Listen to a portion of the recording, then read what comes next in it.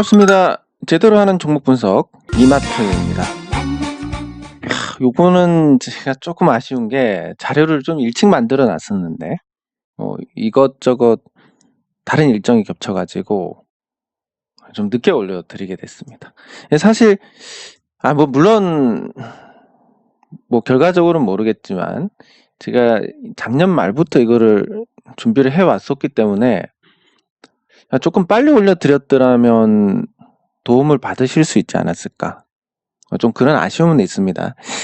근데 어쨌든 조정 받을 때까지 기다려서 사는 거는 나쁘지 않을 것 같고, 그리고 이게 단기적으로 제가 만약에 단기적으로 이렇게 될 줄 알았다면 여기서 잠을 줄이든 뭔 수를 써서라도 만들어서 올려드렸을 텐데 이게 크게 갑자기 오르겠어 이런 마음이 더 컸었기 때문에 그래서 사실 아쉬운 것도 조금 도움을 더 드릴 수 있는 방향에서 할 수 있었던 걸 좀 놓쳤다 이거지, 제가 이걸 알았는데 다른 일 때문에 못했다 이건 아니니까 아주 크게 아쉬운 건 아닙니다. 네, 그러면 이마트에 대해서 알아보겠습니다. 일단 이마트는 대형마트 진출을 할 때 성장기였고 이 당시에 주가가 괜찮았습니다.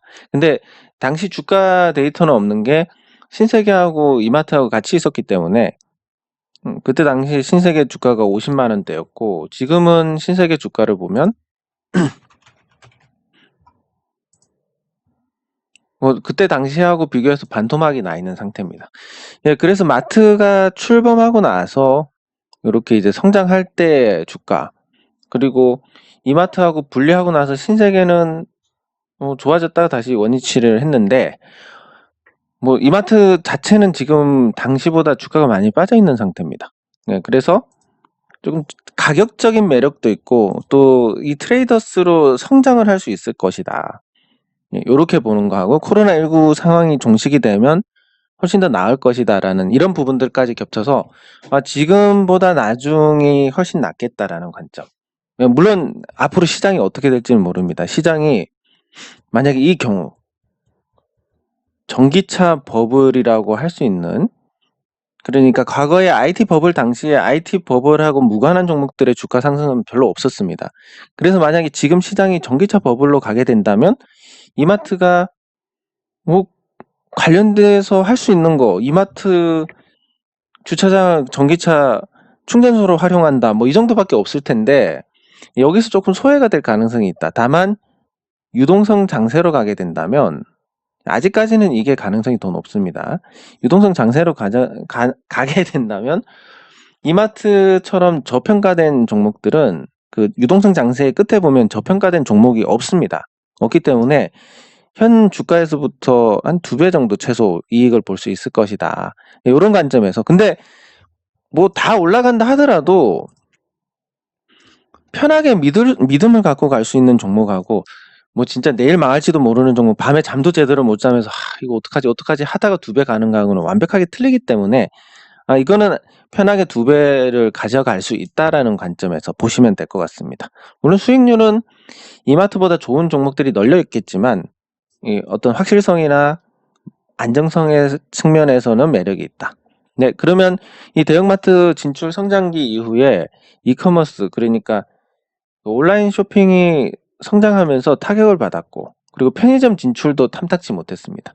사실 여기 포함은 시키지 않았는데 중국 진출해가지고도 좀 많이 까먹었습니다. 근데 이 중국 진출은 사실 성공할 수 있는 기업이 없다고 해도 과언이 아닌 게, 이 중국 같은 경우는 이 시장을 공산당이 통제를 하고 있기 때문에 경제 논리가 통하지 않고, 두 번째는 성공 모델 하나를 보여주면서 나머지한테는 등골을 빼먹는 그런 구조입니다.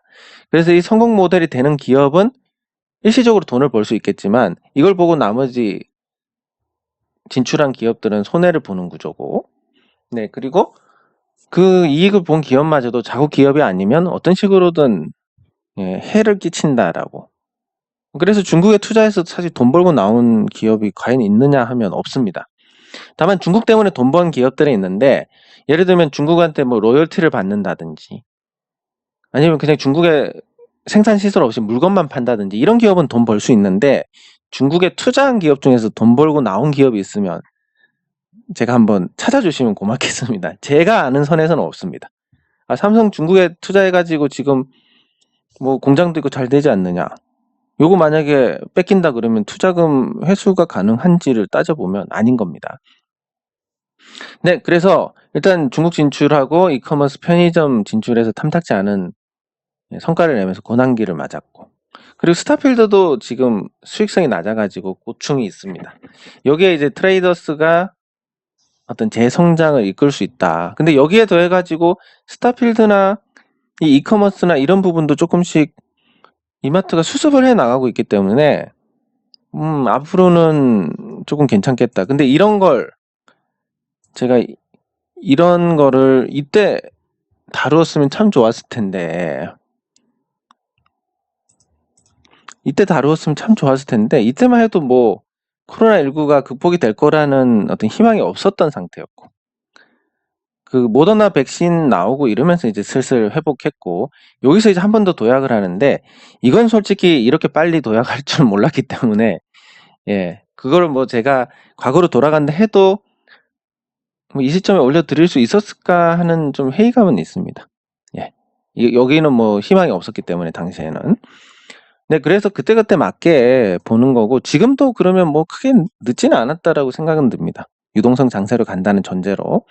네, 일단 코로나19로 인한 변화는 사회적 거리두기로 대형마트 매출이 감소를 했는데, 이게 이제 장기화되면서 어떤 변화가 나오냐면 오히려 요즘은 마트 매출이 늘어난 상태입니다.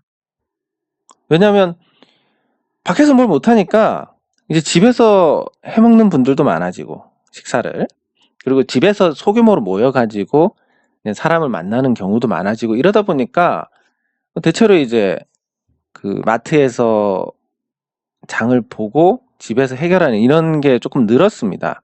그래서 매출이 조금 증가를 했다라고 하고, 그리고 두 번째는 1인 가구가 늘어났는데, 이마트가 2년 만에 신촌점을 개점을 했습니다.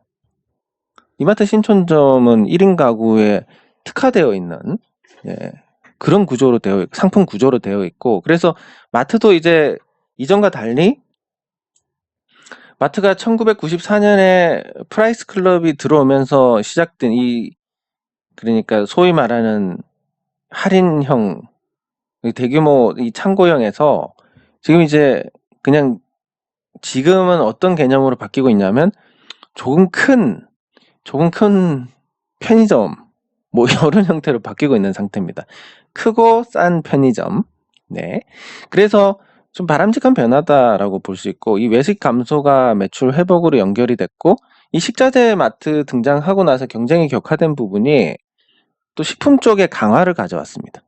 그러니까 요 식자재 마트 등장으로 타격을 보고 지금도 일요일에 보면 식자재 마트에 굉장히 사람들이 붐빕니다. 그 강제 휴점할 때.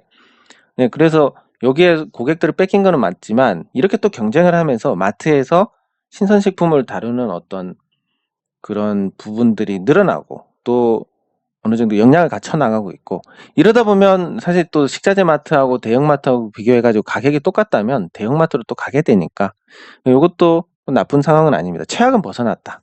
그리고 외식 감소 때문에 마트 매출을 회복하고 트레이더스로 이제 성장성을 회복할 건데, 여기 제가 신세계 이마트는 분리되고 나서 그 이후에 주가만 있기 때문에 볼 수가 없지만, 이마트가 성장하던 시기에 주가를 보면 이 성장성과 함께 계속 주가가 좋아졌습니다. 뭐 6,000원 하다가, 물론 이건 IMF 때 후유증이 있지만 6,000원 하다가 51만 원까지 갔으니까 거의 100배 뛰었는데, 뭐 여기까지 이거 정도의 어떤 드라마틱한 상승은 아니겠지만 현 상황에서는 신세계보다는 이마트가 훨씬 주가 측면에서 유리하다. 왜냐면 신세계는 백화점은 성장을 하기는 좀 힘듭니다. 불황에서 버티는 힘은 강하지만, 네, 그런 게 있고, 이마트는 이제 트레이더스로 성장을 하니까 여기에 이제 긍정적인 부분이 있고, 그리고 역대 최고가가 33만 원 정도입니다. 정확한 금액이 33만 4천 원. 그래서 여기서 발동 걸려가지고 33만 4천 원을 넘어가면 그 위로는 매물이 없다. 지금 매물이 없는 종목들, 뭐 LG화학이나 삼성 SDI나 삼성전자나 이런 종목들 보면 시가총액 규모가 엄청난데도 그냥 날아갑니다. 왜냐하면 팔 사람이 없으니까. 네, 그래서 장기적으로는 33만 4천 원을 넘어갈 때까지 가져가는 전략이면 괜찮을 거다. 그러면 도대체 그런 일이 일어날 수 있느냐 없느냐? 요게 이제 핵심인데, 이 트레이더스의 성장성만으로도 충분히 가능할 거다라고 봅니다. 네, 현재 이마트의 매출이 작년 기준, 2019년 기준으로 19조 원입니다. 근데 2030년 기준으로 이마트 매출이 최소 30조 원은 될 것 같습니다. 이것만 10조 원이니까. 네, 그러면 마트가 매출이 1.5배 이상 증가를 하고, 거기에 따라서 수익성도 좋아질 거고, 효율화 이런 과정을 거치면, 그리고 자산도 거기에 따라서 늘어날 거고, 그럼 주가가 2배 가는 게 뭐 어렵겠냐. 2배 가서 신고가에서 날아가서 오버슈팅까지 나온다. 이런 걸 봤을 때는 좀 긍정적이고, 그리고 지금이 전기차 버블이 아니라 단순히 그냥 돈이 많이 풀려서 유동성의 힘으로 올라간다라고 한다면, 이마트의 자산 대부분이 유형 자산입니다. 그 핵심 지역에 있는 부지, 건물 이런 거니까 뭐 거기에 따른 어떤 또 긍정적인 영향을 받을 수 있고, 네, 그리고 그런 유동성 장세에서 저평가가 없다는 것만 하더라도 저평가 해소해도 지금 주가 2배 가서 신고가 기록하는 거니까 그런 관점에서 보면 요건 좀 길게 가져가도 괜찮겠다. 그리고 스타필드도 어느 정도 구조조정을 할 기미가 보이고, 그래서 주식시장 강세까지 더하면 재평가를 받으니까 코로나19로 인한 변화에서 이마트가 딱히 큰 타격을 받지도 않았고, 이후에 또 회복하는 과정에서 수혜를 받을 거기 때문에 긍정적이다라고 볼 수 있습니다.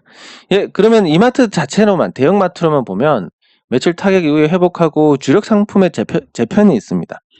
이게 지역별로 차별화가 되고 있는데, 저는 이렇게 기업이 뭔가 살아남기 위해서 노력하는 부분에 대해서 굉장히 높게 평가를 합니다. 가만히 있으면 그냥 죽으니까. 예, 그래서 뭐 신촌점에서는 1인 가구 위주로 팔고, 그 지방에서는 또 구매력에 따라서 또 다른 전략을 펼칩니다. 구매력이 낮은 곳에서는 이제 최저가 전략으로 가고, 구매력이 높은 지역에서는 또 고급화 전략으로 가고, 이렇게 이제 지역별 차별화를 가고 있으니까 이건 좀 긍정적이고, 그리고 온라인 쪽에서 이거 온라인에서 밀리면 미래가 없는데, 근데 지금 SSG.com이 분기 1조 원 매출을 기록하고 있습니다. 요즘 심심찮게 보는 게 네이버에서 쇼핑 검색을 해보면 최저가가 SSG.com이 뜰 때도 있고 롯데온이 뜰 때도 있습니다. 이런 식으로 이제 기존 유통 강자들이 온라인에서도 어느 정도 적응을 해 나가고 있다, 이렇게 보면 될 것 같은데, 요게 또 긍정적이고, 그리고 신선식품 쪽을 강화를 하고 있는데, 이 당일 배송을 하고 있기 때문에 영향력을 유지를 하고 있고, 현재 식품 온라인 쪽 매출 2조 원 정도로 추정이 되는데, 이게 점유율 8%로 1위입니다. 근데 지금 이 식품 쪽에서만큼은 어떻게 할 수가 없는 게, 쿠팡에 뭐 새벽 배송이나 이런 게 있지만, 사실 이게 쿠팡은 적자니까 뭐 적자를 해서 점유율 높이는 거야 뭐 아무나 할 수 있는 거고, 사실은. 그러면 가장 적은 투자로 수익을 낼 수 있는 신선식품으로, 이 방식을 보면 이마트는 기존에 이마트가 있습니다. 점포가 있고, 그것도 접근성이 좋은 자리에 점포가 있습니다. 그리고 이미 1근, 2근, 3근 체계가 있습니다. 뭐 아침에 출근해서 저녁에 퇴근하는 직원, 점심 전에 출근해서 한 9시에, 한 12시에서 9시인가 이럴 거고, 이거는 9시에서 6시인가? 그리고 3근이 뭐 2시에서 11시? 뭐 늦게 마실 때는 3시에서 12시 아마 이럴 겁니다. 이런 근무 시간 조별로 다 짜져 있는데, 연근 하나 추가해가지고 뭐 한 5시에서 시간으로 보면 대충 갑자기 내 정지가 오는데, 5시에서 1시?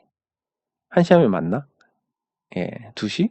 예, 2시 정도? 예, 5시 출근해서 2시에 퇴근을 한다든지, 아니면 4시 출근해서 1시에 퇴근한다든지, 요런 조를 하나 더 편성해가지고 마트 점포 문 조금 일찍 연다고 해서 비용이 많이 들어가는 게 아닙니다. 거기서 비용 더 들어가는 거 뭐 약간의 전기세 정도? 네. 그렇게 해서 새벽 배송팀 꾸려가지고 새벽 배송하면 됩니다. 여기서 신선식품 조금 빨리 조달해가지고. 어차피 쿠팡도 신선식품을 자기들이 만드는 건 아니고 어디서 납품받는 거기 때문에 거기서 납품받아서 하면 됩니다. 뭐 있는 차 활용하고 있는 점포 활용하고 그래서 배달해주면 끝나는 거니까. 그래서 식품 쪽에서 굉장히 성장성이 있다. 마트에도 희망이 있다. 이렇게 볼 수 있습니다. 그리고 거점 물류 말씀드린 이게 바로 거점 물류인데 오프라인 매장이 이미 인구 밀집이 높은 지역마다 다 있으니까 이런 식으로 배송을 하면 아니 쿠팡은 뭐 어떻게 배견합니까? 네. 그래서 요것도 긍정적이고 이렇게 하다가 물건이 남으면 쿠팡은 버려야 되지만 마트에서 팔면 됩니다. 만약에 반품이 들어오거나 아니면 뭐 생각보다 많이 조달을 했거나 이러면 그날 남은 거는 마트에서 팔면 되는 거고. 예. 이런 상태고 또 온라인에서 이베이 코리아가 매각 지금 진행 중인데 이베이 코리아가 매각을 하게 되면 누가 가져가든 경쟁이 다소 완화가 될 겁니다. 예. 그래서 뭐 아마도 네이버가 가져갈 수도 있고 아니면 저기 쿠팡이 가져갈 수도 있고 아니면 전혀 새로운 업체가 가져갈 수도 있겠지만 대체로 예상하는 건 기존 온라인 업체 여기서 가져갈 가능성이 크다. 그러면 뭐 한 6개, 7개가 싸우다가 하나가 없어졌으니까 경쟁은 당연히 완화가 됩니다. 1등은 못한다 하더라도. 그래서 현재 상황은 이마트는 최악을 지났다. 마트만 떼놓고 보더라도. 예, 그리고 스타필드. 요건 이제 코로나의 직격탄을 맞는데 일단 지분율 100% 이마트가 갖고 있는 자회사니까 지금까지 1조 1000억을 투입을 했습니다. 근데 회수 금액이 200억 정도니까 금리 수준입니다. 아주 낮은 금리. 예, 그래서 아직까지는 재미가 없습니다. 예, 그리고 향후 2조 2천억 정도를 투자를 하게 되는데 이게 과연 지금 상태로만 보면 수익성이 굉장히 제한되어 있을 것 같다. 예, 근데 한편으로 보면 지금은 이제 다른 비슷한 경쟁사들이 투자를 안 하니까 투자를 해가지고 코로나19 상황이 종식이 되면 괜찮아지지 않을까. 이런 걸로 본다면 좀 이것도 나쁘지 않을 것 같다. 그리고 리스 회계 변경으로 인해서 점포 유동화를 통한 어떤 부지 매각 같은 걸 해서 몸집을 가볍게 만들 수 있습니다. 근데 지금 부동산 가격이 많이 올랐기 때문에 이 과정에서 이익이 발생할 겁니다. 회수 금액은 스타필드 해가지고 거기서 뭐 세 받고 이런 걸로 겨우 뭐 한 200억씩 회수하고 있지만 지금 점포 부지로 잡은데 다 핵심 지역이니까 이거 시중에 돈 넘쳐나니까 부동산 저기 리츠 진짜 뭐 이런 게 이제 바로바로 생각이 안 나니까 좀 안타깝습니다.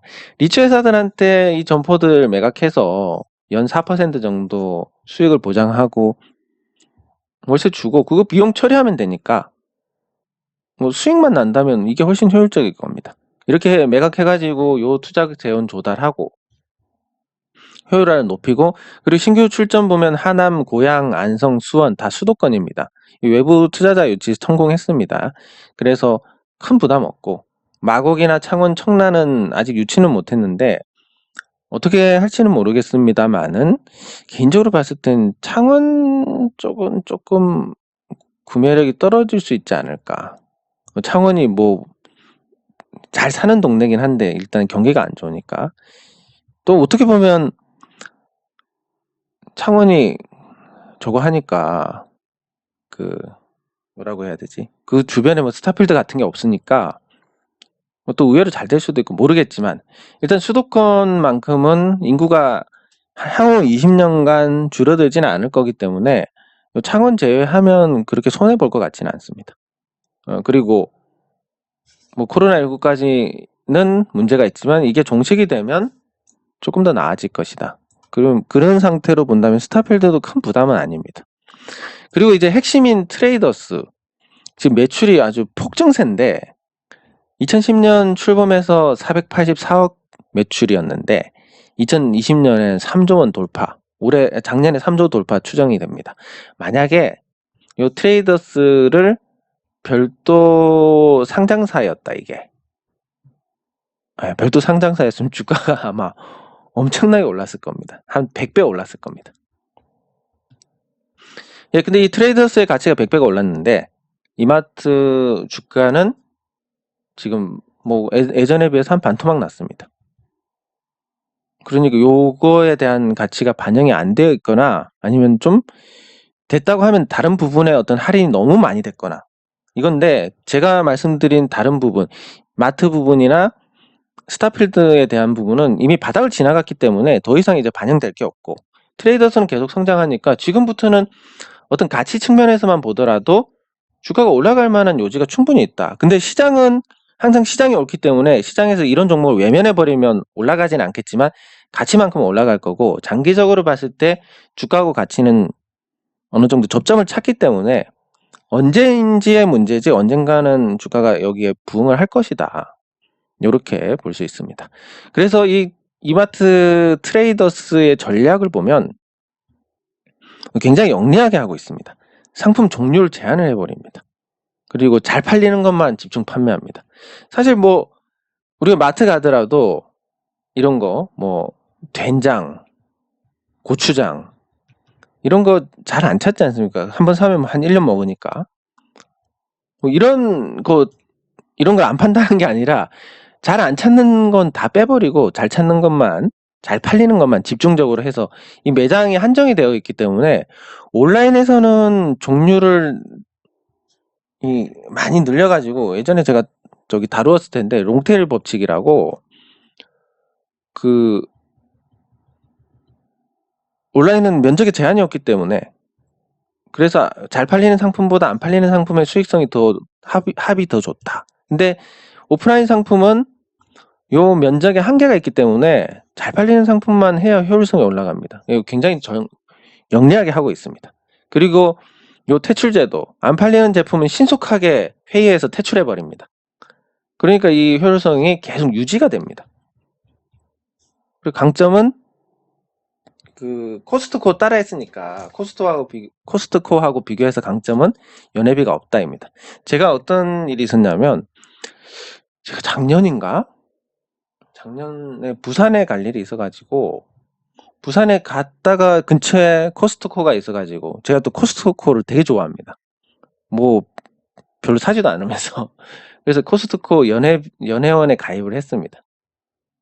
그래서 뭐 조금 사고 뭐 오렌지를 샀었나 뭐 좀 사고 했는데 3만원 회비를 내고 한 10만원치 샀나?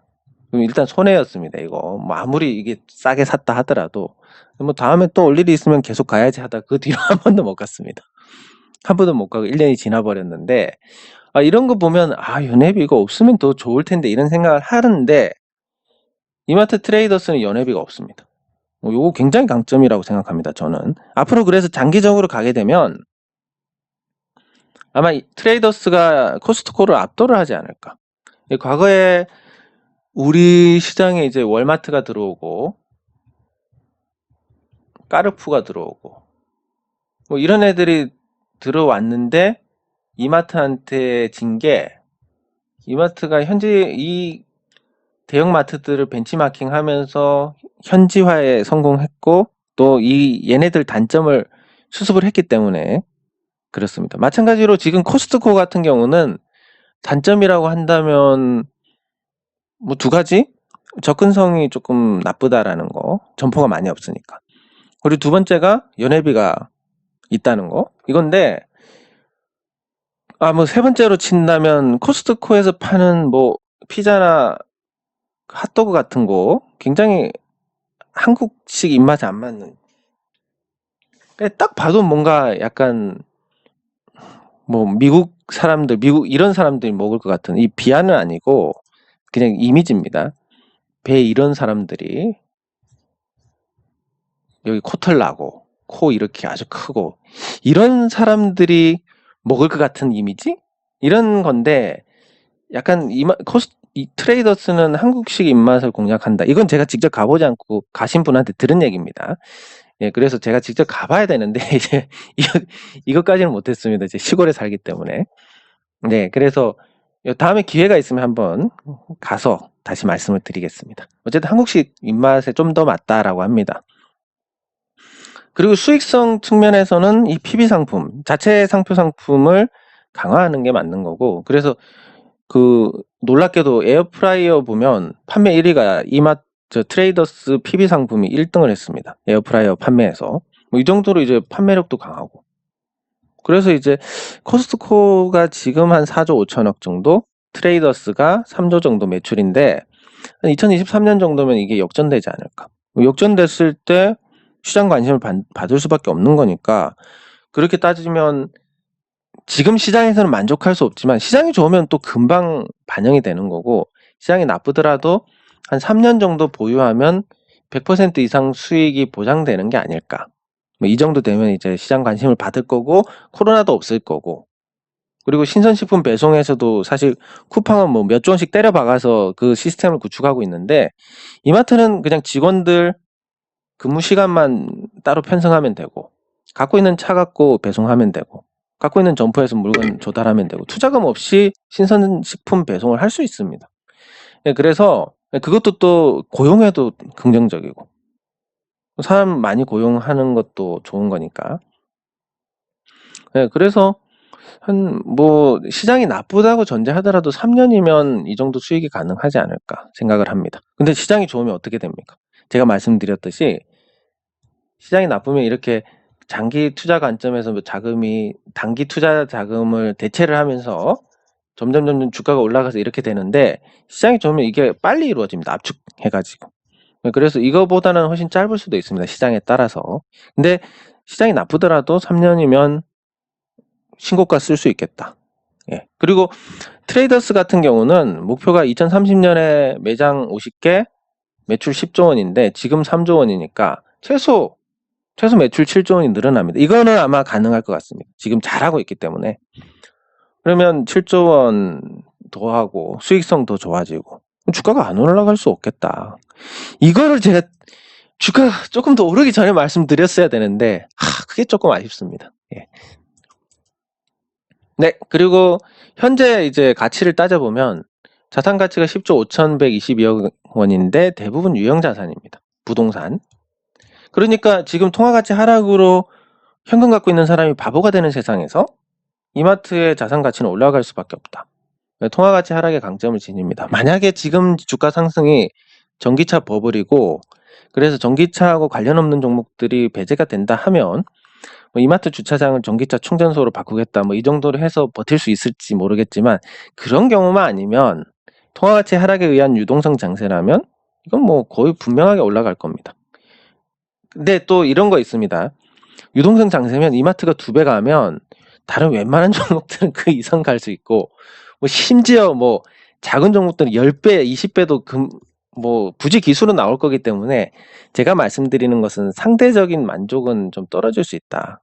근데 다만 이제 확실성 측면에서는 높지 않을까 생각을 하고, 실적 가치는 2019년에 이커머스 대응한다고 돈 많이 퍼부었고, 그리고 2020년에는 코로나 때문에 또 상황이 나빴습니다. 근데 적자 안 났습니다. 이 두 해에도 흑자 유지를 계속 했기 때문에 체질이 좋다, 이렇게 볼 수 있고, 이게 이제 코로나 사태가 사라지면 이마트가 보통 한 6천억 정도의 영업이익이 가능할 건데, 여기에 저기 스타필드하고 그리고 트레이더스하고 합쳐지고 여기에서 또 뭐 효율성도 좋아지고 이렇게 된다면 자산 유동화하면서 또 자산 매각 수익이 더해지고 이러면 연간 1조 원 정도도 가능하지 않을까. 근데 지금 많이 올랐기는 하지만 시가총액이 아직 5조 원이 안 된다. 10조 원이 적정 주가라고 보면 제 가치만 찾아가도, 현재 가치만 찾아가도 2배인데, 그거보다 계속 성장을 하니까 이제 트레이더스로 성장을 하니까 그거보다는 많이 갈 수 있을 거고, 많이 가면 신고가니까 막판에 신고가에서 오버슈팅 한번 나오면 2배가 아니라 3배 뭐 이런 것도 가능할 거고, 시장에 달렸겠지만 이런 관점에서 보면 좋은 투자가 아닐까 싶습니다. 예, 그래도 또 기술적인 부분도 배제를 할 수 없으니까 본다면 일단 단기적으로는 단기간에 뭐 조금 많이 올랐기 때문에 이게 다른 종목에서는 큰 부담은 안 되지만 내수주라는 점에서 약간 부담은 있습니다. 그래서 지금 당장 추격하는 것보다는 조금 기다리는 게 맞지 않을까라는 생각을 하고, 두 번째 주봉에서 보면 20만 원 초반대 강한 저항입니다. 그럼 여기서 기대 수익률이 10% 정도 되고, 만약에 시장 전체가 건강한 조정을 받는다면 그러면 한 15만 원 정도, 리스크가 한 15% 정도 됩니다. 그래서 기대 수익률 대비해서 리스크가 있으니까 지금 추격하는 건 딱히 매력이 없다. 확률적으로 시장이 어떻게 될지 모릅니다. 갑자기 올라갈 수도 있는 건 모르는데 일단 현재 주어진 상황에서 확률로, 다만 기관 매수세가 유입이 됐으니까 이 기대 수익 리스크가 다소 얕아졌다, 이런 정도는 가능할 거고, 월봉에서는 뭐 신호가 발생을 했습니다. 이 신호 발생하고 뭐 이전에 주가 흐름들 보면 굉장히 양호합니다. 그래서 추세를 이어갈 수 있을 것 같고, 주봉에서도 여기서 오버슈팅이 나오느냐 아니면 조정받으면서 추세를 이어가느냐 이건데, 이렇게 가면 길게 가고 이렇게 가면 짧게 가는데, 뭐 사실 뭐 옳은 게 있다고 여기서 오버슈팅이 나오겠냐라고 생각하면 추세 유지 쪽에 가능성을 더 둘 수 있습니다. 그래서 현재 말씀드릴 수 있는 전략은 조정 시에 매수, 그리고 장기 투자, 그리고 목표가는 최소 34만 원 위에서 오버슈팅 할 때, 그러면 뭐 어깨에서 판다 그러면 한 34, 5만 원에서 팔면 되는 거고, 머리 끝에서 판다 그러면 한 40만 원, 이렇게 목표가를 잡으시면 될 것 같습니다. 예, 요약을 하면 이마트가 지금 나쁜 상황이긴 하지만 이제 최악은 지나갔고, 트레이더스의 성장으로 인해서 시장에서 좋은 평가를 받을 수 있을 것 같다. 코로나에도 잘 버텼습니다. 코로나 잘 버티고 또 식자재 마트라든지 이커머스 이런 데서 이제 도전을 받으면서 체질적으로 조금 강해졌습니다. 그래서 이게 강해져 가지고 마트도 바닥을 지났고, 스타필드도 어쨌든 자산 가격이 올랐으니까 거기에 따른 수익성으로 낮은 수익성을 만회를 할 수 있을 거고, 리스액의 변경이나 이런 걸로 효율성을 높일 수 있을 거고, 코로나19 끝나면 지금보다 나을 거고, 역시 그렇습니다. 예, 그리고 트레이더스는 계속 성장을 할 거고, 이 성장성을 가지고 본다면 과거에 대형 마트가 성장할 때 이마트 주가가 아까 보여드렸듯이 IMF 이후로 해가지고 거의 100배 가까이 올랐습니다. 그때만큼의 상승은 기대하기 어렵겠지만 트레이더스가 성장하는 기간 동안에는 주가가 상승할 가능성이 높다. 일반적인 주식시장의 정서로 봤을 때. 예, 그리고 자산 가치가 현재 주가가 올랐지만 아직 절반 수준에 불과하고, 실적도 이커머스나 코로나 때문에 작년하고 재작년이 나빠진 거지, 이런 부분이 해결되면 올해 실적은 예년 수준으로 돌아갈 거다. 그리고 시가총액은 5조 원 수준으로 자산 가치의 절반밖에 안 되는데 앞으로 실적이 회복할 거고, 시장이 좋다는 전제를 본다면 저평가주가 없어지니까 최소 여기서 2배는 가지 않겠냐. 시간이 걸리겠지만, 이런 관점. 그리고 기술적으로 추세 유지 쪽에 무게를 둘 수 있고, 단기 상승폭이 부담이 되고 20만 원 초반에 저항이 강하니까 이런 걸 봤을 때는 조정 시에 매수하는 전략, 지금 추격하는 것보다는 그런 전략으로 가서 긴 안목으로 대응을 하면 좋을 것 같습니다. 예, 제대로 보는 종목 추천 이마트 여기서 마치도록 하겠습니다. 수고하셨습니다.